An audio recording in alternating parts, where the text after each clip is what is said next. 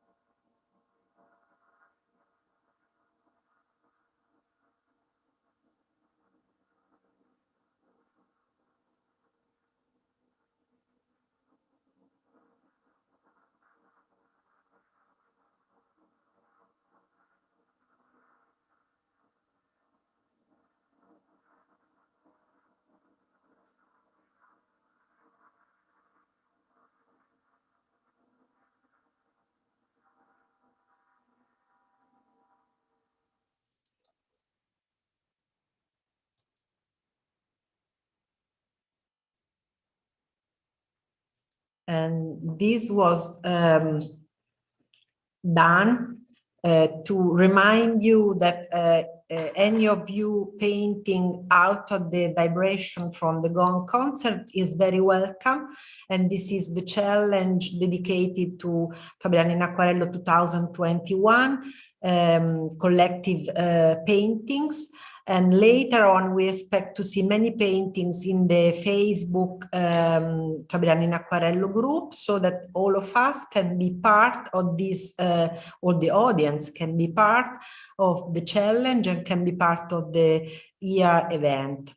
And now let's focus on Gabriele Mazzara. Actually, we are in the same room, so you see us in two different windows, but we are half meter close to each other. And I asked Gabriele to introduce himself and to tell us about his artistic life, his perspective of art, and his relation to art matters. Good evening, all of you, my friends, my artist friends, and all the others. I'm very happy and honored to be with you But first of all, I would like to thank FabrianoInAcquarello in the person of its president, Anna Massinissa, is the mind of all this. About me, I would say a very little. I'm trying to make art since many years. I would say at least 60 years. And the more I go on, the less I'm sure about what I do. But what I can say is that I can't live without art. And every day, if I don't touch a brush or a pencil or whatever, I don't feel happy. So I have to do something which has to do with art to make me happy. And now I wish you have a good view of what is going to follow. You will see different techniques. I arrived to Acquarello, I would say, after many years doing every kind of technique. I did etching, I did the sculpturing, engraving, and I have been trying so many things. But finally, when I came back to Fabriano, about less than 10 years ago, I met FabrianoInAcquarello. And since that day, I started often painting watercolor, trying to paint watercolor. And the more I go on, the more I appreciate this technique. It's a very difficult technique, but it makes you happy. So everybody has to try. So I hope you have a nice view. So Gabriele, do you want me to show them your recording? We can start with the Salmareggia Castle, where it's a very short look, okay, but it's a wonderful place. And if I well remember, I'm doing a drawing or something like that. Okay, let's have a look at that. Yes, in front of the nature, a beautiful nature.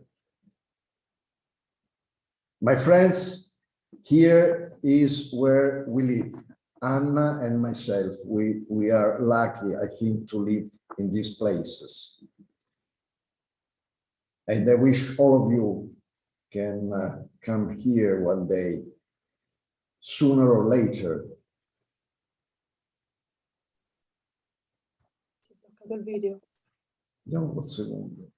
Okay, we go to the next one. I hope it goes alone. Let's see.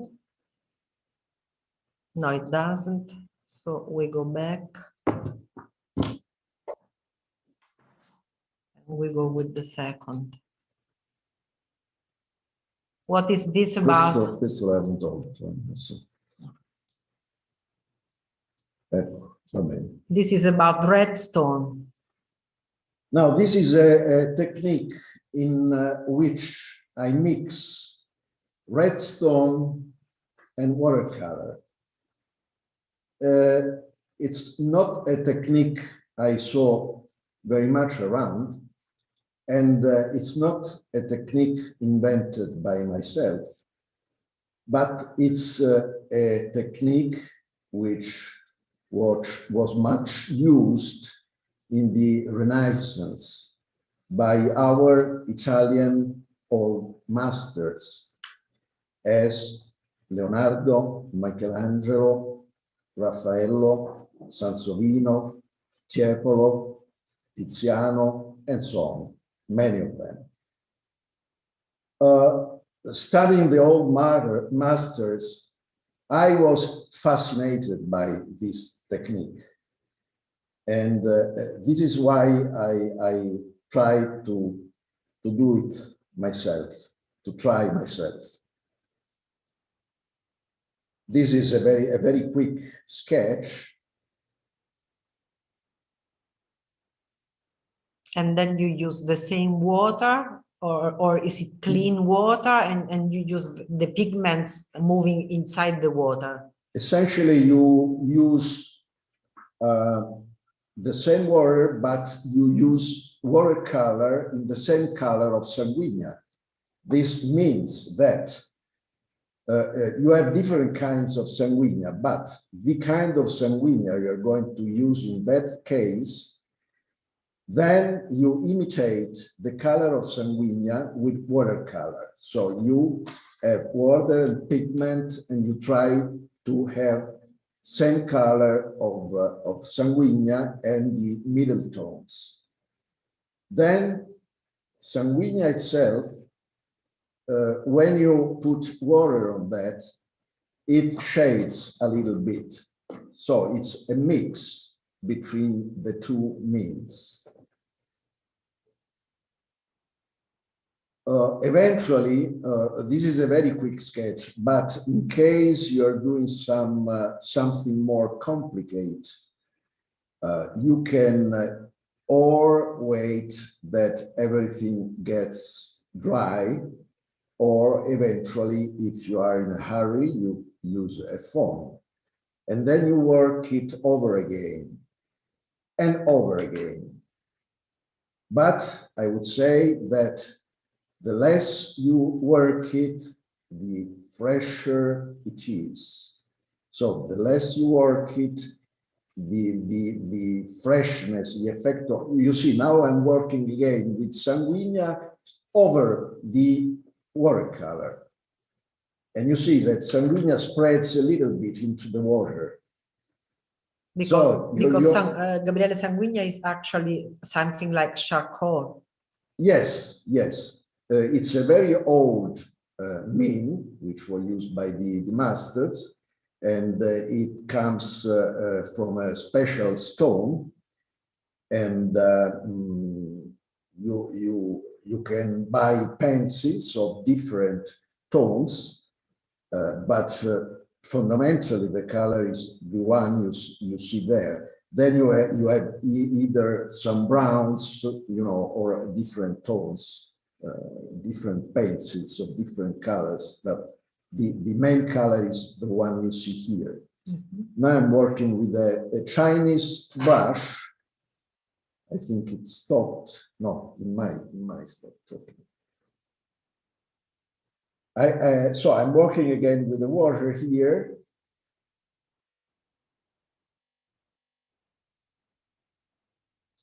With small touches. And of course, you have to be quick, because when you have a model in front of you, the quicker you are, the better it is for the freshness of the thing you are going to paint, and for the model who has to stay in that position. The less of the time.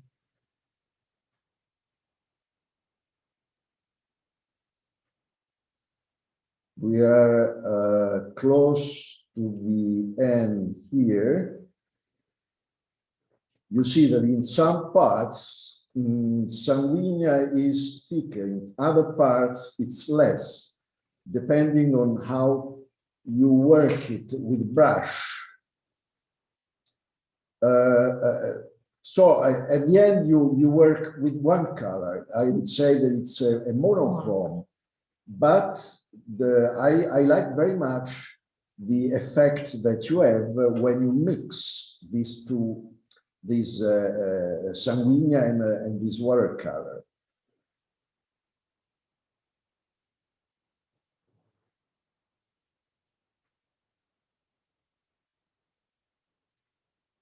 So if you go in art books and make a research, you will see many examples in the past, beautiful examples of this technique.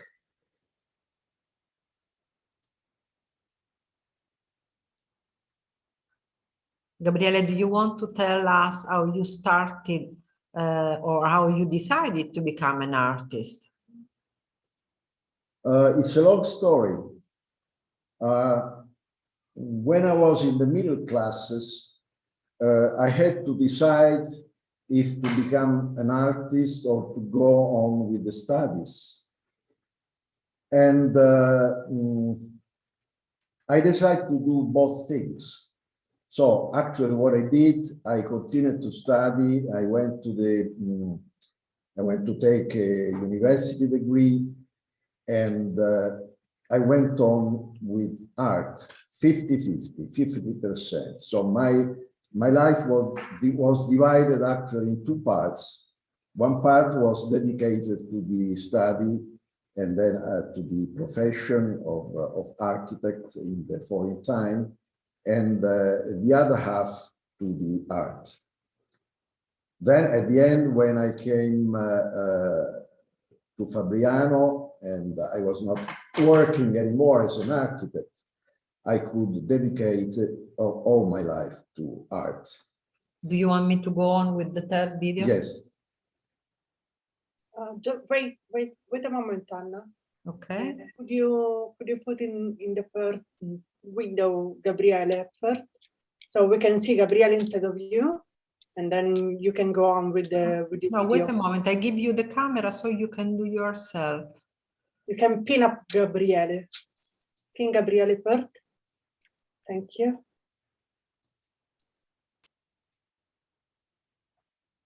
Okay, now you can do Letizia. Adesso abbiamo Number 4. Dunque, qual è questo? Ah, questo è l'angelo, sì. Now here we are in Rome. We are in one of the most beautiful places in Rome. We are in front of Castel Sant'Angelo, and we are in front of one of the angels that Bernini, a Renaissance, one of the biggest Renaissance architects, did. The bridge is named the Angels Bridge. All the angels come from the school of Bernini, but Bernini itself, he did personally 2 of the angels, and I'm sketching one of the 2. How big is it? It's about 2 meters and something more high, you see, and it's in travertine. I'm here doing a very quick sketch, and I'm using a felt pen, and then I will use watercolor. I think this sketch is done in a few minutes, but it's a very good way to approach watercolor, in the sense that if you're there, if you are maybe in one place where you can't sit down or stay too much, you make a quick sketch, and then you can elaborate again in your atelier, if you like. You can use also photographs, of course, but it's different if you do it from the reality, because you have a different sensation, of course.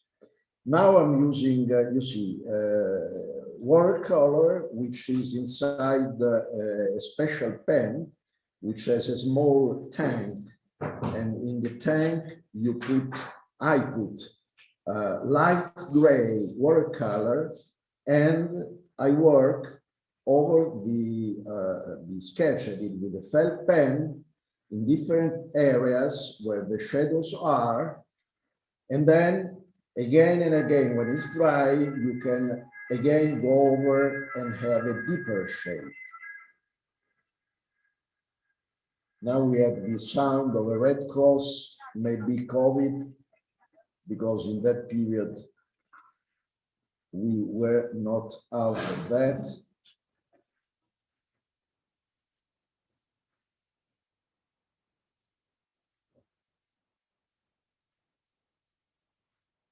So in this case, you're using watercolor only to do the very light shadows. Exactly.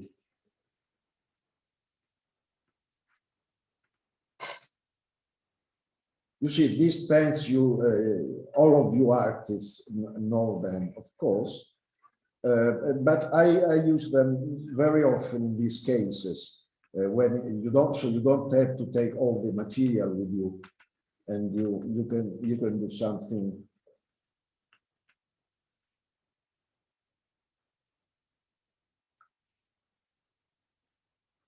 Do you have these sketches here with you? Not these ones. Okay. Not these No, ones. but we can see there, it's okay. Yes. No, I have some watercolors, but not this kind of. Galleria. Okay. And Gabriele, sorry, one question from YouTube chat. From Raffaele Ciccaleni. Do you also use the 3 pencil medium on toned paper? The 3 what? 3 pencil medium on toned paper. Do you also use the 3 pencil medium on toned paper? I don't understand what it is. What is it? Yeah, What? What is it, I don't Giovanni? know. Yeah. Medium delle 3 matite sulla carta tonalizzata, sulla carta colorata. From Raffaele. La scrivo nella chat. Right. Raffaele, please write it again in Italian because we don't understand what it is. We understand better what you say. We don't know this medium. Okay. Do you want me to go on with the next one? Sì. So this is going to be number 5, and is the sketching of Marco Aurelio. Oh, again, here we are in one of the most beautiful places, squares in Rome. This square was designed by Michelangelo. We are in Campidoglio Square, and in the middle of the square we have this famous bronze statue representing Roman Emperor Marco Aurelio. Here it's really forbidden to sit down and maybe make a watercolor.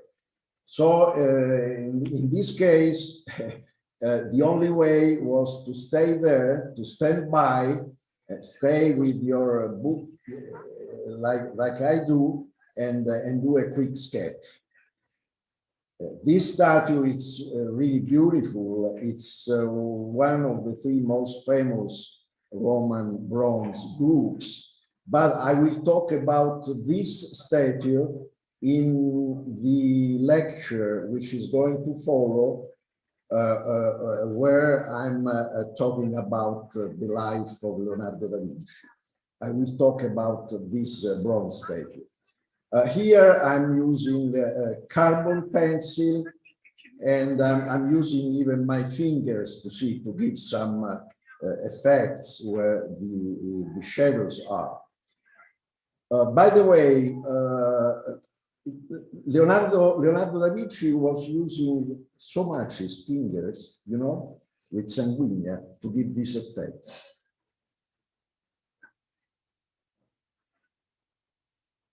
And it works. Of course. Do you ever use water on carbon also? No. You never do. No, that is another technique. If you use carbon mixed with water, which is the way our friend artist does. What's his name? Like Nicolas Lopez. Like Nicolas Lopez. That's another technique. I did it, and it gives you much satisfaction, but it wouldn't work in this case. Now, this is a normal sketchbook. With hot pressed water, paper, sorry. Exactly, yes.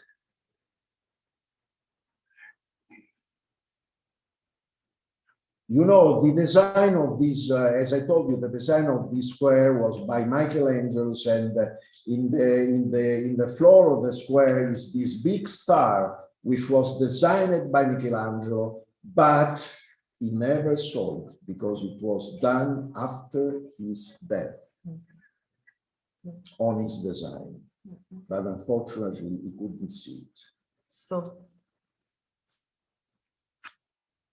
Gabriele is actually showing us all the application of his doing art on his everyday life. And Gabriele is one of the teachers in the Fabriano, in the International Watercolor Museum school. And he always tells his students that each of us should at least paint and draw every day. Because the more you do, the more you feel attracted and the more you become experienced and skilled, of course, yes. And shall we go on with the next one? With number 7? O anche l'altro, vabbè, uguale. Possiamo dirvi la domanda di prima? Ah, yes, if we have the question, we can ask. From Raffaele Scaleni, the three pencil medium or techniques is sanguigna, white chalk, and sepia or carbon pencil. On buff, gray or brown paper. Se usi questa tecnica.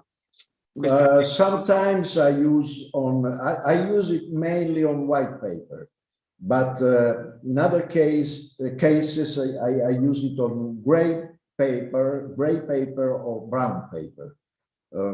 I do all of them, because you have beautiful effects in all the cases. So I don't have a preference, I mean. Okay. So shall I go with Sumier or you want to show watercoloring first? Facciamo ancora questo, sì, con inchiostro. Now we have again here another technique, and again this is a technique which was again much used in the Renaissance, even by Leonardo, by Michelangelo, and so on. So here you have a brown ink. So I'm going to sketch these figures with brown ink, and then I'm going to watercolor it. And it's also a technique that gives me much satisfaction. So if you never used, probably most of you have used it, but if you never tried, I suggest to try it, because we did it in our workshops. We did it 2 or 3 times, and all the students were much satisfied, I think. And actually, when we went to China 3 years ago in Lushan Festival, we found out that the students, we stayed all the time with a lot of students, and they were stimulated to work as much as they could with this kind of media. Exactly. In China, they consider for their history, for their culture, they consider ink painting one of the main techniques and one of the most loved techniques. And in China, it's very easy. If you go around and you sit in a coffee bar, you see people, young or old people, they take out a drawing book, a small drawing book out of their bags, and then they start to draw. And most of the times, they draw with ink. They have fountain pens with brown or black ink, and they start to draw around. It's very easy to see them around.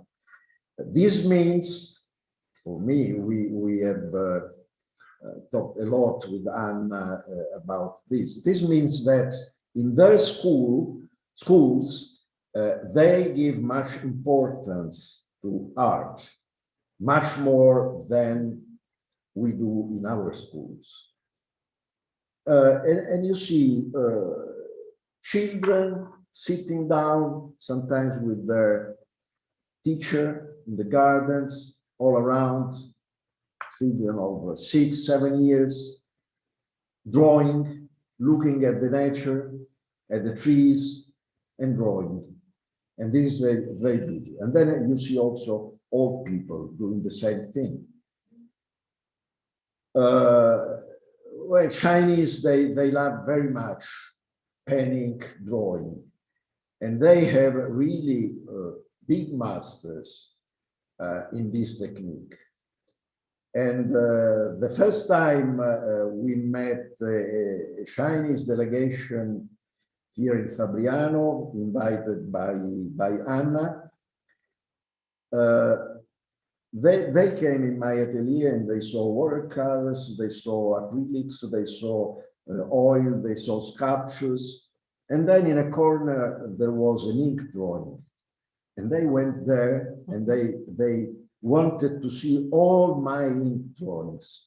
And I was surprised. And then they asked me to show, to have a one-man show in China, but only done with ink drawings.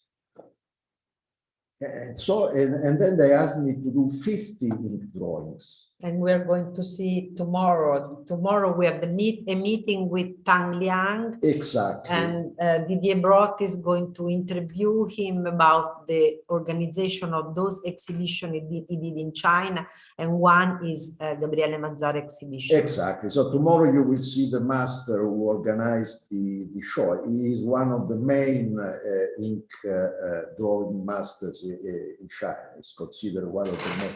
And he's a really very good one.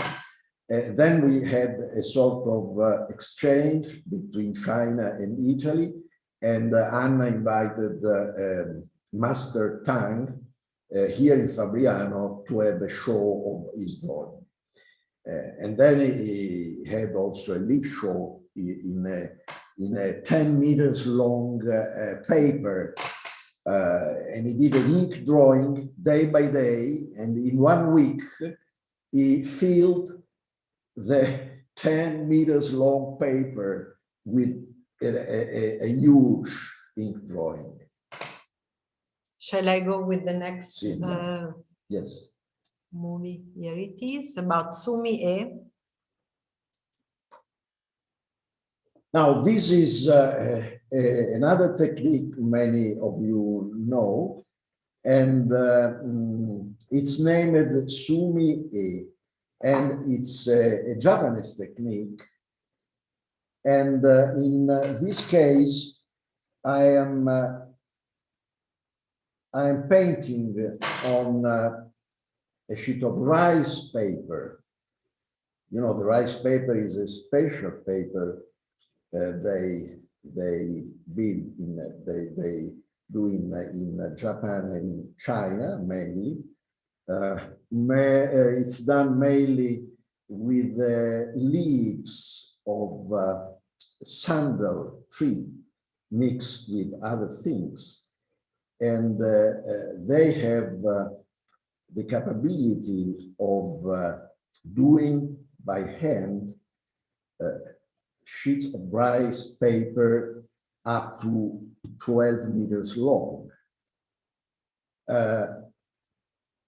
In this case, you paint with the Chinese ink. You have a special place where you build the ink yourself, and then you paint in a sort of monochrome.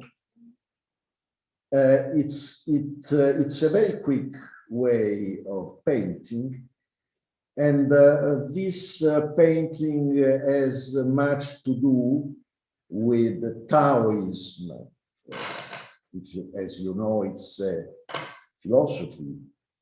And this kind of painting, if you get the exact way to approach it,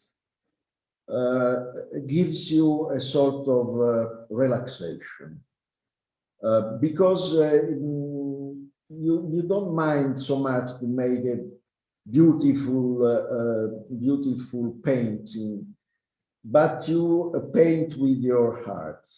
Either you are looking a tree or maybe a flower, whatever is in front of you, you have to feel relaxed. Meditation. And it has much to do with meditation, exactly. And again, here you have different way of using the brush, but mainly the brush is used in a vertical position. And then you have to learn different way of moving the brush onto the paper to have the shape of leaves or other things. This Chinese or Japanese brush have the capability of keeping quite a lot of ink into the tank made of brushes. The Chinese and the Japanese brushes are done in different way of our, let's say, Western brushes. Many of you know these brushes, many of you use them as many friends, artists I know daily, even for the watercolors, colored watercolors. And of course, if you just touch the paper and do a smooth movement, you have a very thin sign. And then if you press, you have a thicker sign. But mainly you have to learn this position of verticality and then move the brush. Dovrebbe essere adesso.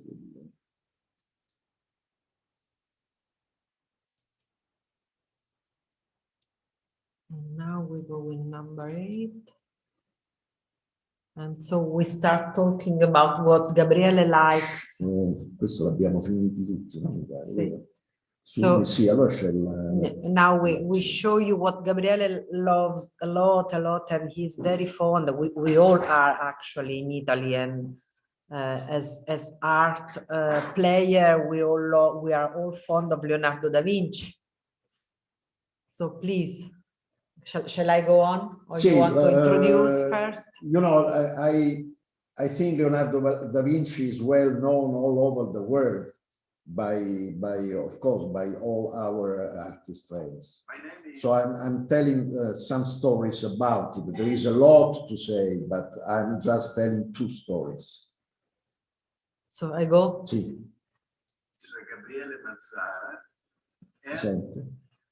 I'm now in my Fabriano atelier in Italy. I've been asked to say something about Leonardo da Vinci. Leonardo da Vinci is one of the most loved artists in the world. And I myself confess that love so much that I've deeply studied it and tried to learn something in the way he decided and in the way he thought. During his life, he has been affording so many different matters, going to from anatomy to biology to botanics to the study of the water movement to the flight of the birds, so many different things. And he was excellent in each one of those.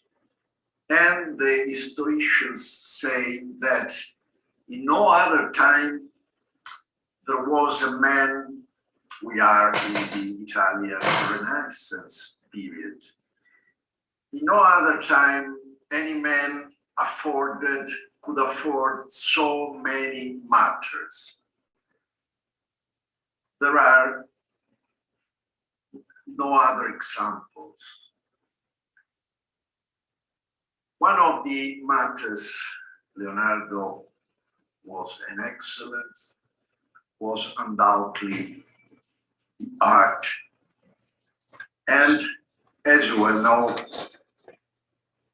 his most famous art pieces are known all over the world.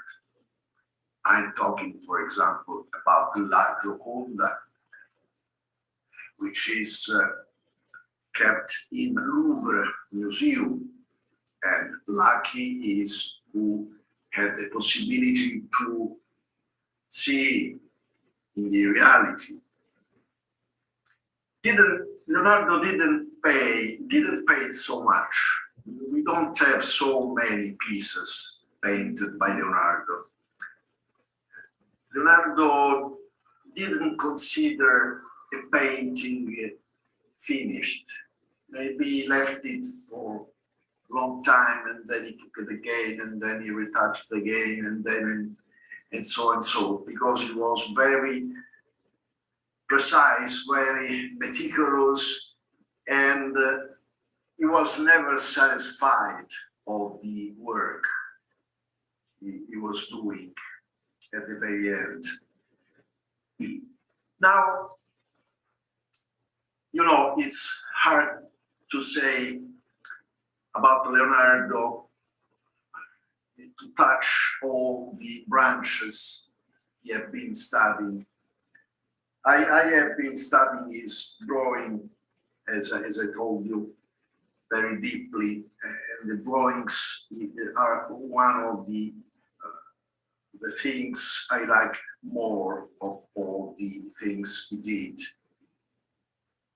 So we can, I would say, in this half an hour, we can talk and touch a couple of things by Leonardo. One of the most famous ones, and I'm sure you know it already by the images, is called the Vitruvian Man. The Vitruvian Man is a small drawing. It's not as big as you see here. It's almost half the size of what you see here. And it's kept in a museum in Venice called Le Gallerie dell'Accademia. It is very difficult if you go to Venice to see this drawing in the reality, because it's so delicate that it is kept into a drawers, because if exposed to the light, it could ruin. So this drawing is exposed in Venice every 2-3 years. And I have to say that I was so lucky that once I was in Venice and there was a show, a Leonardo show in La Galleria dell'Accademia. And at that time, this drawing was exposed there. So it was a big emotion for me to go there and to look at it from, you know, this distance, so that I could see and appreciate all the details. The drawing is executed in ink and some sort of very light watercolor. Let's say that the ink is water with the ink is worked with the water. The name of the drawing is Vitruvian Man.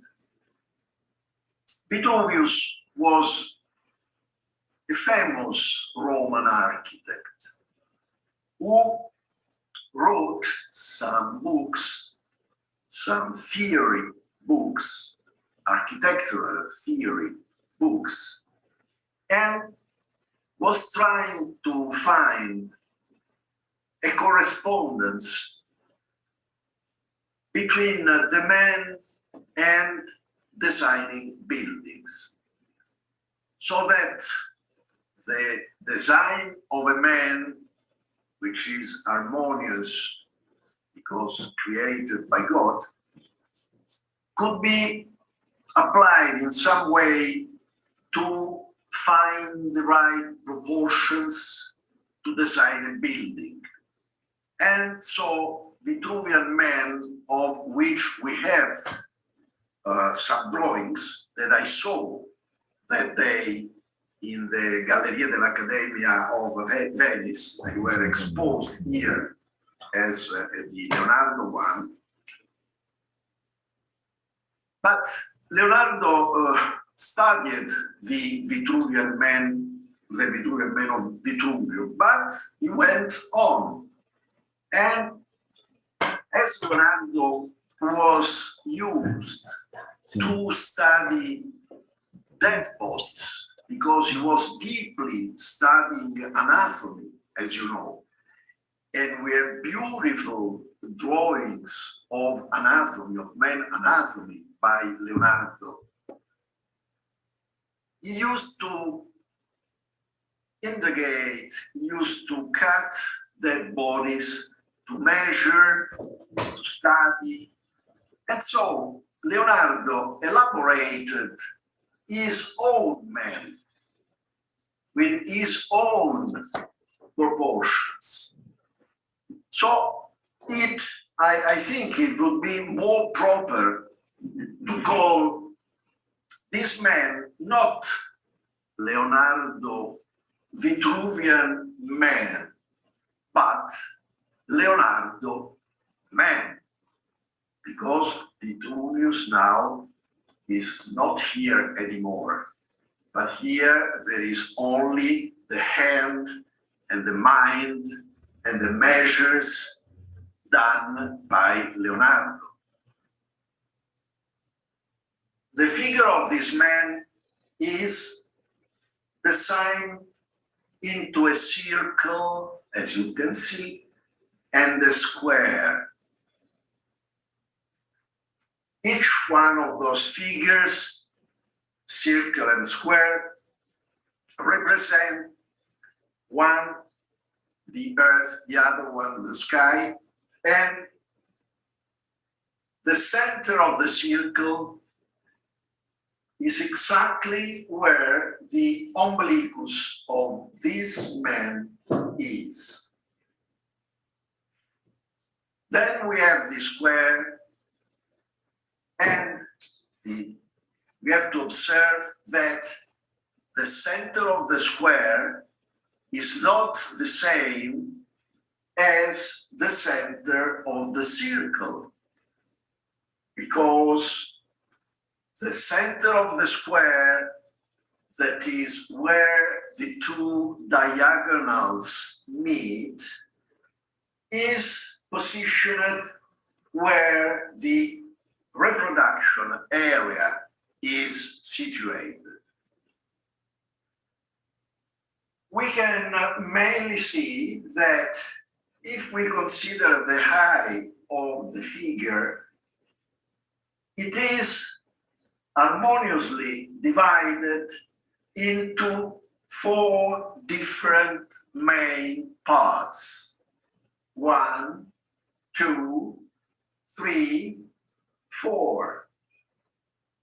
Then we have so many other signs and measures, and if we go to read this written part from this side to the other side,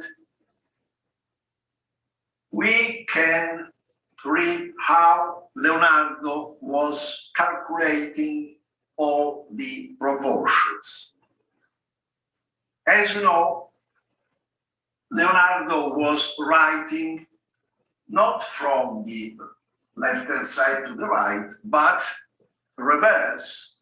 So he was writing from the right-hand side to the left-hand side, and if you want to read it properly, you have to use a mirror. But Leonardo was left-handed, so it was very simple for him to write in this way.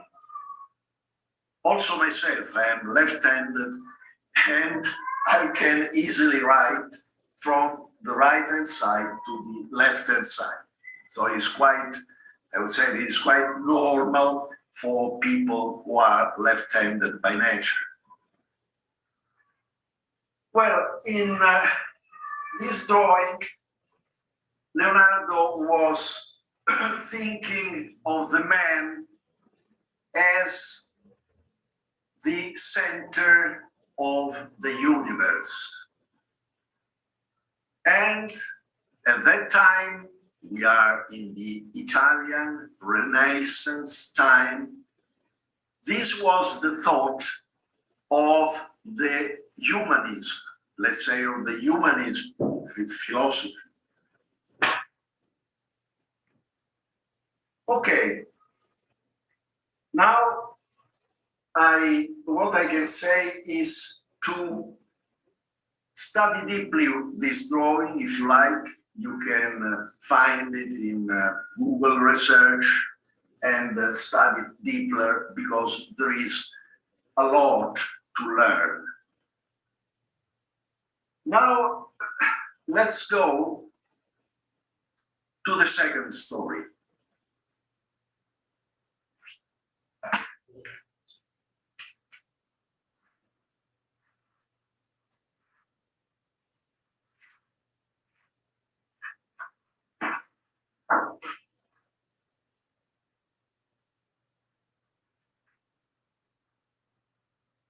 You see, we have a horse here with a knight. I did this sketch because I love very much horses. And this is my tribute to Leonardo memory, let's say. I thought, when I was drawing this horse with this man, of what Ludovico il Moro asked Leonardo when he was living in Milan. And I thought, if I was in the place of Leonardo, how could I have studied the horse sculpture that Ludovico il Moro asked Leonardo to do? But this is, I would say, a very interesting, but also very sad story about Leonardo. Because actually, this horse sculpture by Leonardo is lost. We don't have it. And I will tell you why and how.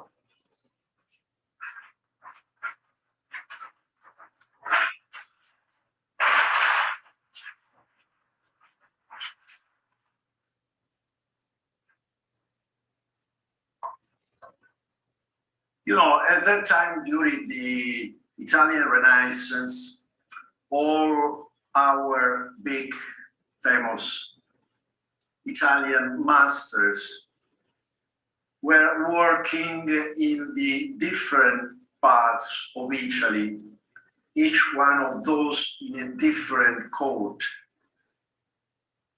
And for example, Michelangelo was working at that time in Florence and then in Rome. Leonardo was moving as well. And in that time, in 1492, he was working in the court of Milan. And Milan chief was Ludovico il Moro. When one of these famous artists were working in these Renaissance courts, they were asked to do different things. Make sculptures, make paintings, portraits, study different things. Maybe Leonardo sometimes was asked to organize even some parties, because in the Renaissance courts, the chiefs liked very much to organize big parties. And Leonardo was very much requested because he was able to study special effects. At that time, Leonardo was studying the flight of the birds because he thought that he could apply to the man the possibility to fly. So he was deeply studying how the flight of the birds was working. And by shore, he built some flying machines for men. And probably they did also some experiments of how it could be possible to apply to the man the flight of the birds. So one story says that Leonardo built a bird, a small bird, which could fly, and that during the parties, he could astonish all the participating guests of the parties, making these birds built by himself, making them fly during the party. And so all the people were looking at those birds. And then he invented even other beautiful things. So during the permanence of Leonardo in Ludovico il Moro court in Milan, Ludovico asked Leonardo to design and to build a huge bronze horse in the memory of his father, Francesco Sforza, who was died. And that's how Leonardo started studying this horse in a rearing position with a knight on top. And so we have quite a lot of drawings. We can actually even see them reproduced, but they are kept in the Windsor Castle collection. Here is the main quantity of horse Leonardo drawings. So I started working, and the difficulty was that Ludovico il Moro asked Leonardo not to do just a 2-3 meters high horse as they had around in some cases, but he asked to do it a huge monument, at least 7 meters high, which means a horse with a knight taller than a building of 2 floors. So imagine how big it could be. Now, at that time, they knew very ancient old examples of bronze horses, especially done during the Roman Empire. The Romans were very much able to build bronze horses groups. At that time, they knew, as we know, the three most famous horse monuments existing in Italy. All of the three are Roman. One of them is on top of San Marco Church in Venice. The second one is in Cartoceto, Pergola. It's named Cartoceto Bronze Horses. And Pergola Museum is not far from Fabriano. It's about quarter of an hour by car from here. And we've gone often with my workshop students to design these horses in the reality. Then we have the third group, the most famous, one of the three most famous groups, which is Mark Aurelio, Roman Emperor. And this horse is situated in Rome Campidoglio area, Rome Campidoglio Square. Campidoglio Square is considered one of the most beautiful squares in the world because it was designed and thought by Michelangelo. So if you go to Rome, you don't have to miss it and go to the square, and in the middle of the square, you will see one of the three most famous Roman bronze horse statues. So, of course, Leonardo and Ludovico, they knew the old examples, but they knew also their contemporary examples. The two most famous contemporary examples at the time were one in Venice and the other one in Padua. The one in Venice was designed and built by Verrocchio, and Leonardo studied in Verrocchio atelier when he was young. Bartolomeo Corleone is the historical figure represented by Verrocchio in his bronze statue. The other one, Gattamelata, is represented by Donatello in Padua group, bronze group. So they knew, Ludovico di Moro and Leonardo, all these examples. And Ludovico di Moro asked Leonardo to do something more important, more beautiful and bigger. So they calculated that to do this 7 meters high sculpture, 100 bronze tons would be needed, which was a big, huge quantity. And finally, they were going to find this bronze.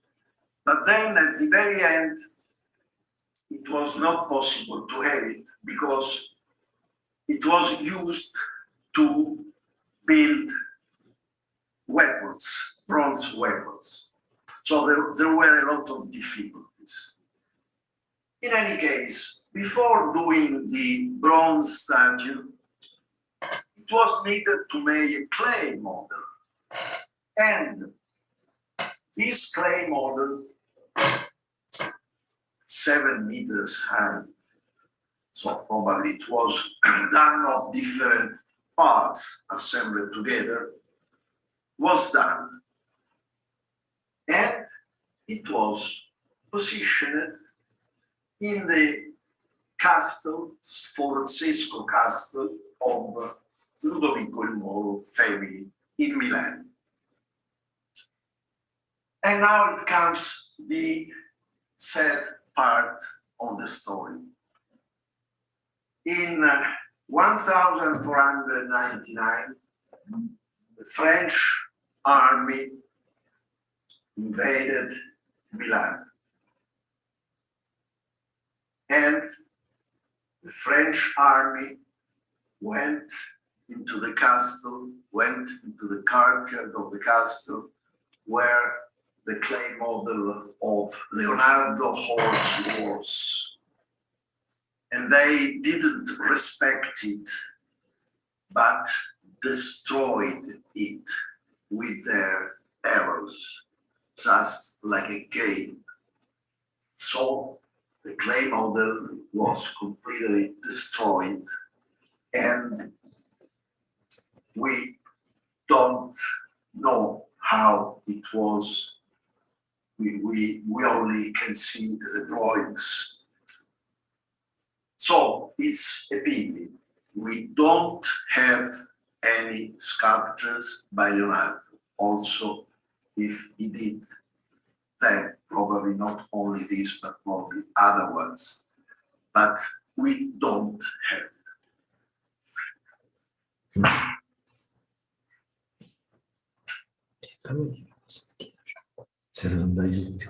Gabriele, this is very interesting about Leonardo. Is one of our fathers as inspiration in the relation to art and in the way we have to position our mind to be always curious and to be always open to grow as artists. Just to conclude this evening storytelling about yourself and about all the things you have shown us about your art, you want to tell us about some important experience or some perspective, some special perspective you have about us, about art? Well, first of all, I would like to excuse myself because I know that the lecture was a little bit long because I was speaking very slowly, but I did this because I was trying to make everybody understand me very well. So usually I speak a little bit faster than this. What I would like to say is to say something about art, which is a bit my thought, but again is I thought a thought that I share with Leonardo. We know a lot about what Leonardo said because there was an historian named Vasari who wrote quite a lot about him. That's why we know so much about what he thought. Well, Leonardo thought that I like this definition. The only proof is, Leonardo said, the only proof that God exists is art. He thought that artists are continuing the creation of God in some way. And nothing brings no closer to God than art. He was looking for God in the nature. And with Gioconda, for example, he created something which is an ideal and a concept. And Vasari said also that everything Leonardo was touching was turned in extreme beauty. So I like to conclude like this. If there is anybody wanting to ask something, I'm here.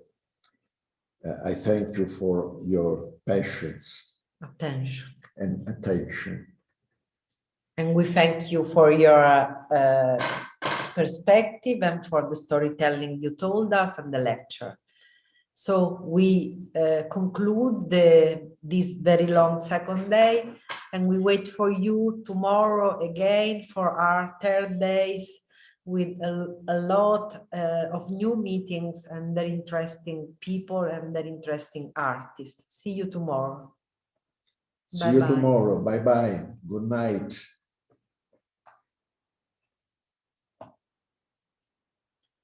Giovanni, please.